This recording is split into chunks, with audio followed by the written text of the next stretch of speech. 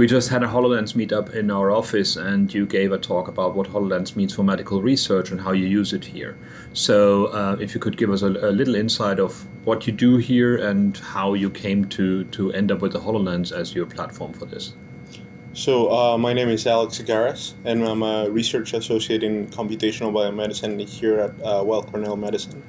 And we use HoloLens as a mixed reality tool to do data visualization for genomic analysis or visualization of cancer drug networks.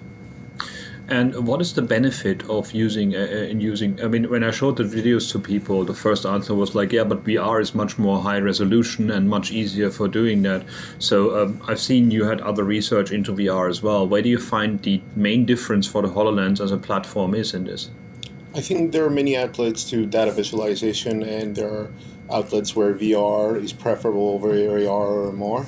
I think the thing that stands out with HoloLens, at least on our experience with it, is the ability to look both at the data and at the people at the right time. And collaboration is key at what we do, and communication is also part of that collaborative brainstorming. So it's a matter of like getting into it.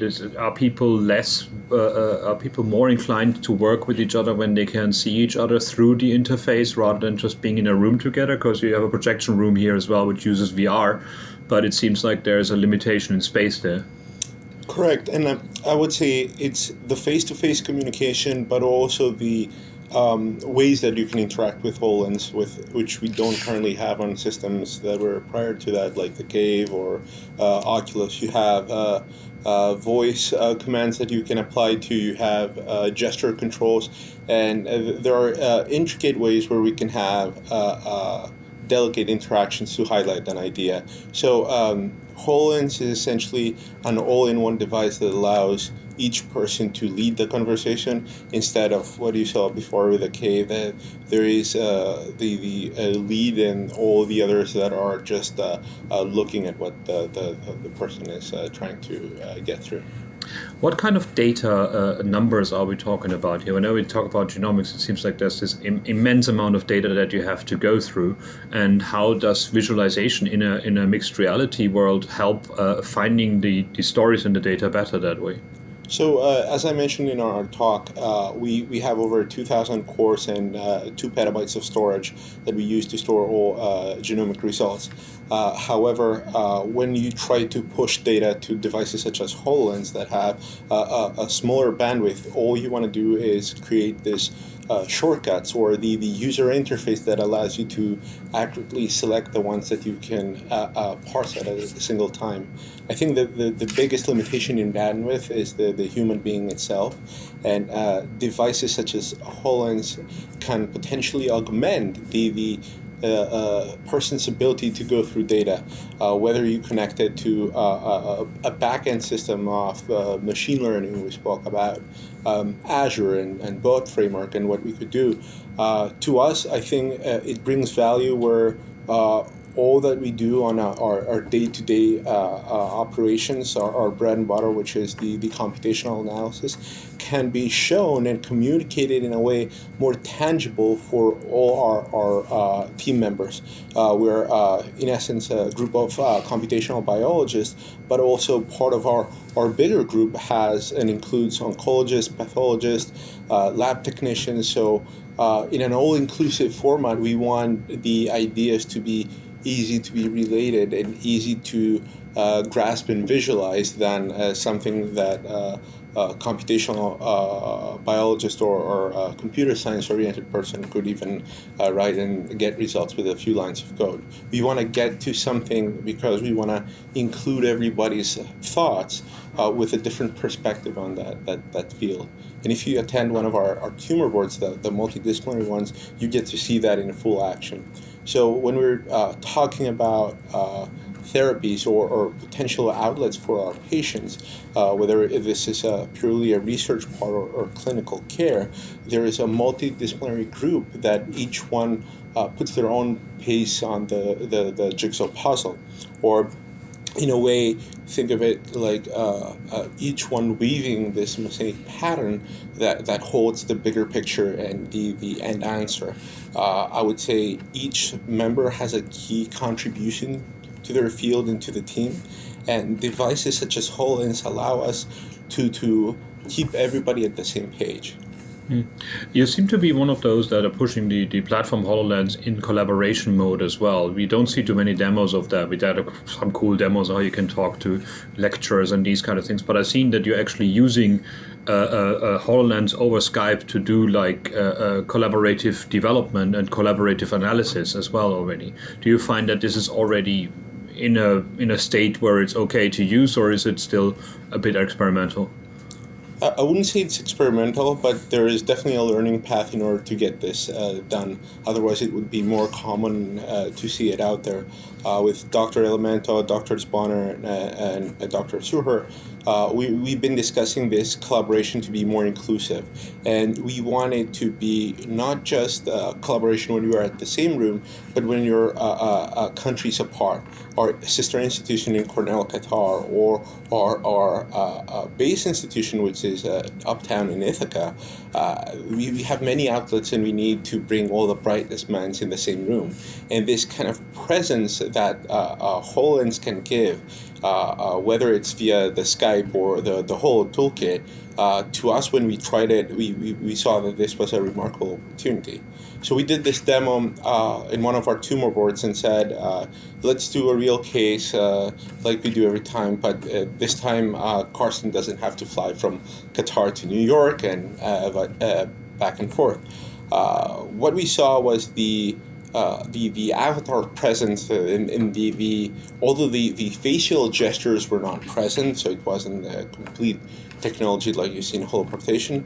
I think it was good enough to see how people think and play with ideas and key concepts, and essentially help you dig and develop these shortcuts towards the best targeted therapy.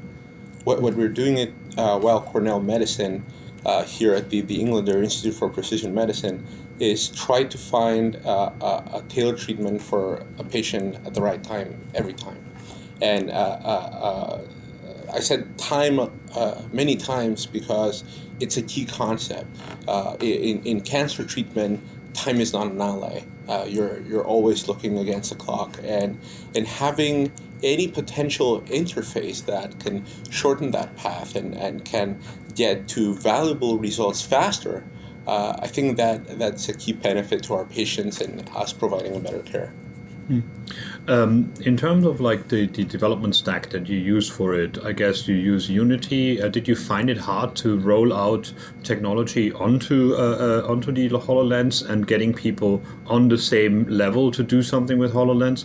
There's not much intercompatibility between different devices, between VR devices and HoloLens and these kind of things. So it seems like you need to get people on a certain stack to work with each other, or is it just very simple to start using something on a desktop and then bring it onto the HoloLens? So we were no strangers to VR. We've been doing this for almost a decade now, with a Cave and then Oculus, and now using HoloLens, or even before Google Glass, an AR device.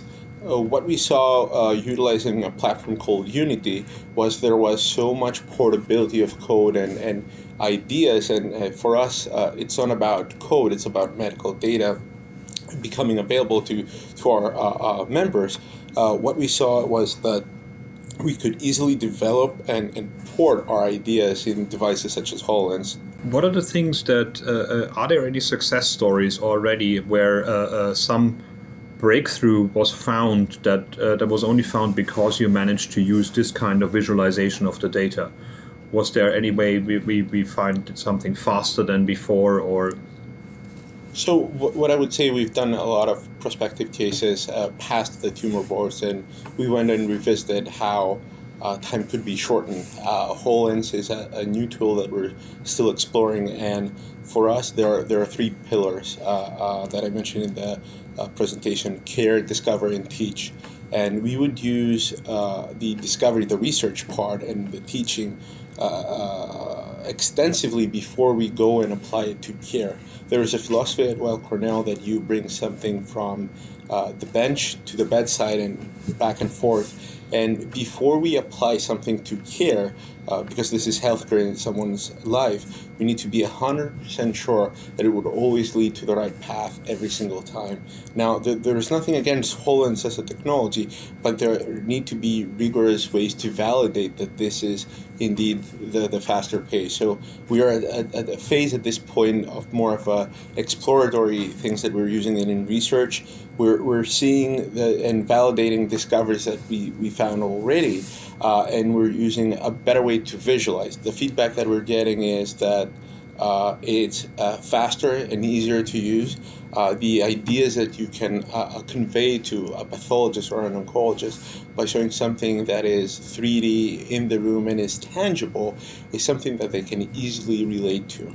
Now, the possibilities of where this can go, this is why we did the presentation with Microsoft and tried to reach out to a bigger community and invite people to actively participate and contribute to that.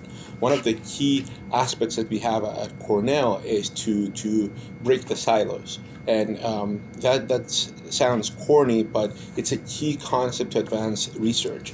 And when I say break the silos, it's not about sharing your GitHub open source, but actively work together towards a common purpose.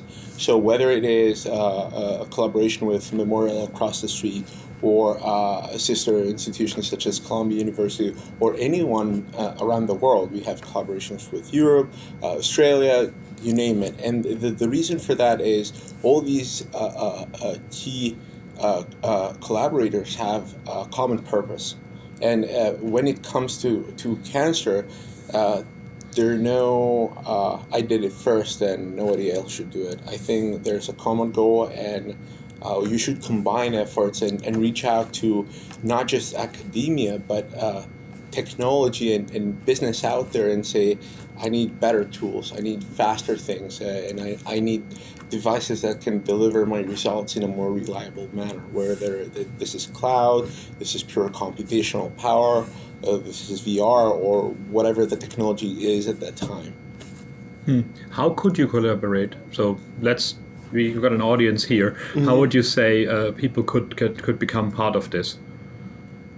We with Olivia and Andrea have a bigger vision on this, and the idea is not just to partner with the people who make it, Microsoft, and make a nice case study about it and say we save people's lives. We want people to contribute more to that, and we want to drive a network of people that say we see a vision in healthcare, and we see this as an outlet.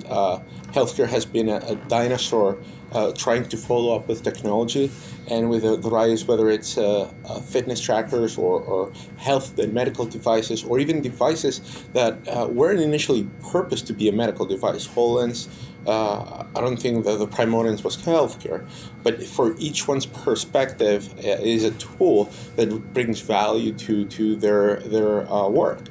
So the way that I would invite, or I would say to the network, would be reach to us and reach to others among them, participate in things like meetups, and actively develop and push the envelope and break the silos yourself. Open up, share data, share your ideas, and seek for other people to work together to have common goals and achieve good results. Excellent. Thank you very much. Thank you.